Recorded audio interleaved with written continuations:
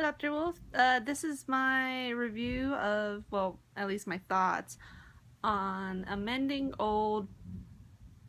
ways. Anyway, let's start with the dislikes. I kind of didn't like how Spike was kind of taking things too far. I mean, defining Twilight as a bad friend before she came to Ponyville. I don't know, it kind of rubbed me the wrong way and was going too far. And Colgate, is that her name? I don't know, forgive me. Anyway, sometimes I thought that maybe she was forcing it, trying to make things go her own way. Though, given the situation, she was very understandably frustrated. Well, I could sense some frustrations whenever her friends were like, yeah, whatever. But I loved Moonlight, and I loved Twilight in this episode. I definitely have dealt with Moonlight before. Well, a dilemma with Moonlight in my personal life. And with Twilight, it definitely felt like she was more real and more understanding. More understanding and growing more as a character because she's trying to fix up new things. About going back to old plot points inside the original.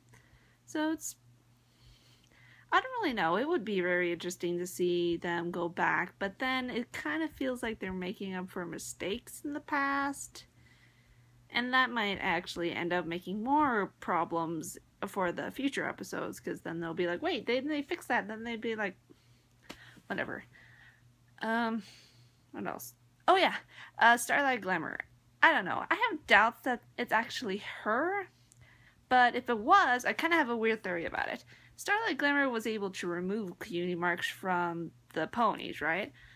And I remember one of the theorists, I can't remember who,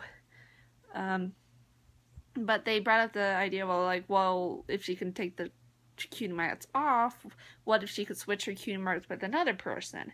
I'm actually thinking that she actually is trying to replace Twilight. Because the way she sort of was interested more in Twilight than the other main six makes me think that she sort of had a run-in with Twilight before Twilight could remember. Like, maybe she was the next one for Celestia's panel of judges, and she felt, I don't know, bad, or she felt like she was shown up by Twilight because she was not picked. And also, I mean, what if she could replace Twilight? And what if she could change her form? I mean, sure, she's not a changeling, but you never really know. I mean, Twilight could hop into that book, which, by the way, still doesn't make sense. How the heck do you hop back in and out of the book? Oh, well, magic. If you try and explain it, it just makes more confusion. But, yeah, I mean, what if Sunlight actually did Starlight. What if Starlight Glimmer could actually become Twilight Sparkle and actually start trying to take over the princesses? I mean, it did seem like she was spying on Twilight. I wonder if she was in any other episodes.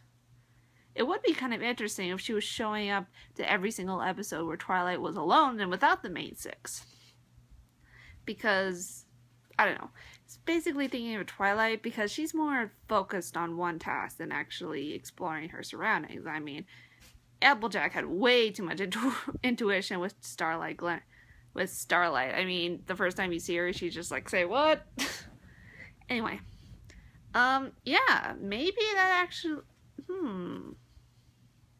maybe the cutie map is actually preparing them to face off against Starlight Glimmer. And maybe she's actually causing all these problems. Though that wouldn't make sense with the statue on Griffin's Kingdom, though. I don't know. It would be kind of interesting if the cutie map starts going berserk inside the last 4 episodes, and they're like, what the freak is going on? Everybody's impersonating someone else, and there's no way to remove them. In fact, what if Twilight suddenly got the temptation to learn Starlight Glimmer's spell and actually tries to gain more power? Oh, That's just theory. Anyway, thanks for listening to me. I ramble for, holy cow, it's been 5 minutes. Anyway, later.